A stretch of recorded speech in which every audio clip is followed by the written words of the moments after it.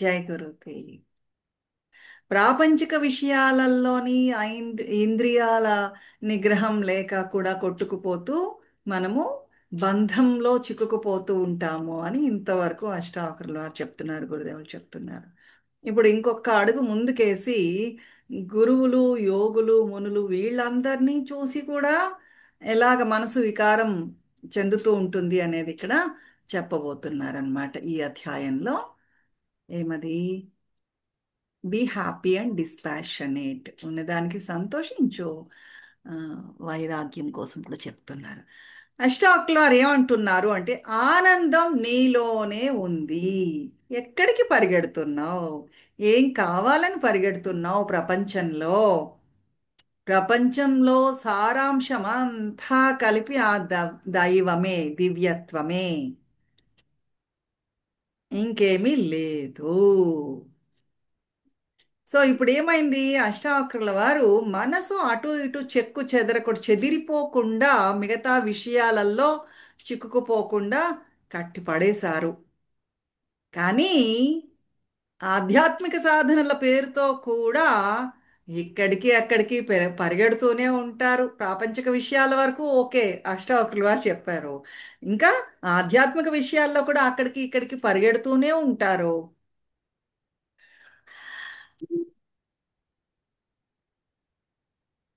ఒక్కొక్క గురువు చెప్పే పద్ధతి వేరు కావచ్చు, కానీ ఆ విషయం మాత్రం అదే ఒక్కటే. మహర్షులు, యోగులు, సన్యాసులు వివిధ అభిప్రాయాలు ఉండొచ్చు. ఇది మళ్ళీ ఇంకో వంక. మనసుకి ఇది ఇంకో వంక తీసుకుంటూ ఉంటుంది. ఆ అక్కడికి ఇక్కడికి పరిగెడదాము అని చెప్పి చూస్తూ ఉంటుంది. దేనికో తెలుసా వంక? మళ్ళీ అదే కోతి పని చెయ్యడానికి ఆ మనసు, ఇంతకు ముందు కూడా మనకి చెప్పుకున్నాం, కరిగిపోవడం అనేది దానికి చాలా నొప్పి కలుగజేస్తుంది. ఒక పట్టాన ఆలోచనలు తగ్గాలి అని కోరుకోదు మనసు. ఆ ఆలోచనల్లోనే ఉండాలని కోరుకుంటూ ఉంటుంది. ఆధ్యాత్మిక మార్గంలో వచ్చి ఈ సాధన మార్గంలో ఉన్నాక మళ్ళీ ఇదొక వంక. ఏమి?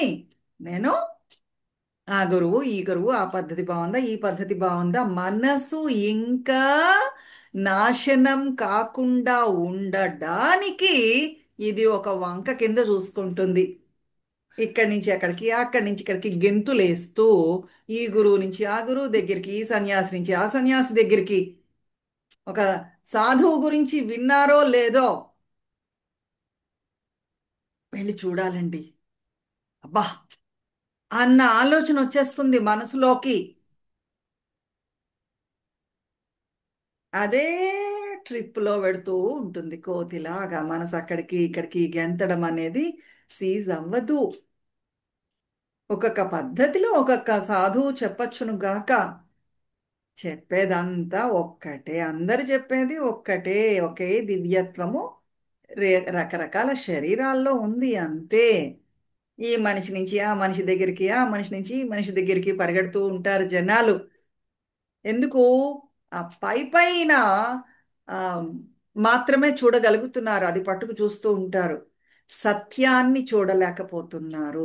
యథాతథంగా సత్యాన్ని స్వీకరిస్తే ఈ శరీరాలు, రూపాలు పట్టుకుని వెళ్ళారు, పరుగులెట్టరు. పై పైన మాత్రమే చూస్తున్నారు, ఆ శరీరాన్ని చూస్తున్నారు, ప్రవర్తన చూస్తున్నారు, పద్ధతులు చూస్తున్నారు, మాటలు చూస్తున్నారు. అంతే తప్ప దానికి మించి, దాన్ని అధిగమించి ఆ దివ్యత్వం ఉంది చూశారు. ఖాళీ మరియు గుల్ల, హాలో నెంప్టీ, ఆ దివ్యత్వాన్ని చూడలేకపోతున్నారు.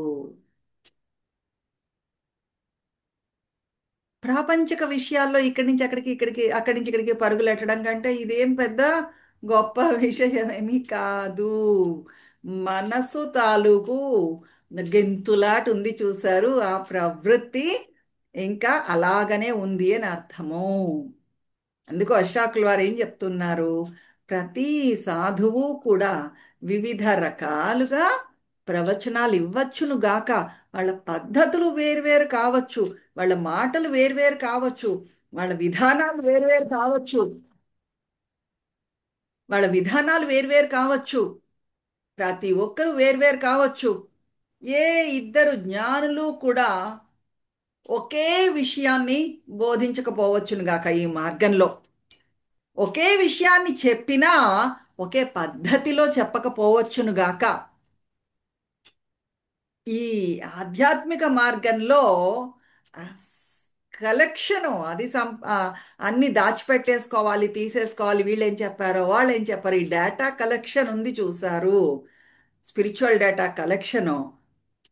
ఈ ఆధ్యాత్మిక మార్గంలో క్షేత్రంలో ఆ ఈ సన్యాసి దగ్గర నుంచి ఆ సన్యాసి దగ్గరికి వెళ్ళాలి, వీళ్ళు ఏం చెప్పారో వాళ్ళు ఏం చెప్పారో, అక్కడేం దొరుకుతుందో ఇక్కడేం దొరుకుతుందో అవన్నీ సంపాదించేసి దాచేసుకోవాలి అనే తపన ఉంది చూసారు. అది మీకు అడ్డుతుంది, అడ్డంకి అవుతుంది. ఈ రూపాలని దాటి చూడగలిగితే అష్టావక్రుల వారు చెప్తున్నారు, అప్పుడు దృఢంగా వాళ్ళు ఆ సత్యంలో, ఆ దైవత్వంలో దృఢంగా నిలబడగలుగుతారు. ది ఖచ్చితంగా చలించకుండా దివ్యత్వంలో, సత్యంలో వాళ్ళు నిలదొక్కుంటారు. సత్యాన్ని వాళ్ళు అర్థం చేసుకుంటారు, రియలైజ్ అవుతారు. అది ఖాళీ మరియు గుల్ల దైవత్వము. శరీరం ద్వారా దివ్యత్వం మాట్లాడుతోంది అంతే. అది రియలైజేషన్ మనకు వచ్చింది అనుకోండి, ఈ పరుగులాట ఇక్కడి నుంచి అక్కడికి, ఇక్కడి నుంచి అక్కడికి, అక్కడి నుంచి ఇక్కడికి ఉండదు. అర్జునుడి మనసు నిరంతరము ఇలాగనే ఉంటుంది, కోతి ఇలాగా జంపింగ్ చేస్తూ ఉంటుంది. అందుకే కృష్ణుడు ఏం చెప్పాడు, మామేకం శరణం వ్రజ,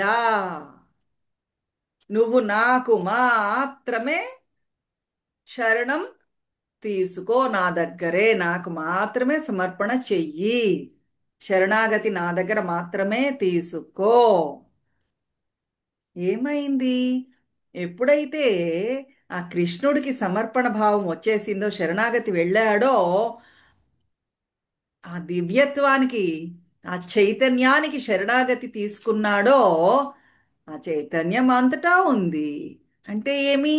ఆ అందరికీ కూడా శరణు జొచ్చినట్లే అయిపోయింది. అక్కడతో మనం చేయాల్సిన పని అంతటా నిండి ఉన్నది చైతన్యమే అన్న అవగాహన వచ్చేస్తుంది.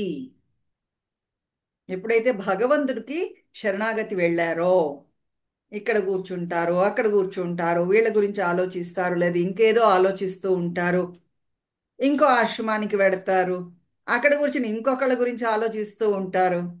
ఇదే జరుగుతూ ఉంటుంది. మనసు గెంతుతూ ఉంటుంది, పోలికలు పోలుస్తూ ఉంటుంది వాళ్ళతో వీళ్ళతో. దాన్ని అరెస్ట్ చేసేసేయండి. గెంతులాట ఉంది చూశారు, మనసు తాలూకు సహజ గుణము, దాన్ని కట్టి పడేయండి. ఫోకస్డ్గా ఉండండి, ఏకాగ్రత కేంద్రీకరించండి మీ ధ్యాస అంతా. ఈ రకరకాల ప్రవచనాలు, ఐడియాలు, భావాలు, పద్ధతులు, ఆ, వివిధ మహర్షులు, సాధువులు, యోగులు, వీటి ప్రభావంలో పడిపోకండి. ఇది మిమ్మల్ని సాధన మార్గం నుంచి పక్కకి తీసుకెళ్ళిపోతుంది. మీ ఆత్మస్థైర్యాన్ని నాశనం చేసేస్తుంది. ఆ మీ చైతన్యము చలించిపోతుంది. మీ సాధనల పట్ల మీకు అనుమానం వచ్చేస్తుంది, సంశయం వచ్చేస్తుంది. ఒక్కటి ముఖ్యంగా మనం గ్రహించాల్సిన విషయం ఇక్కడ గురుదేవులు చెప్తున్నారు.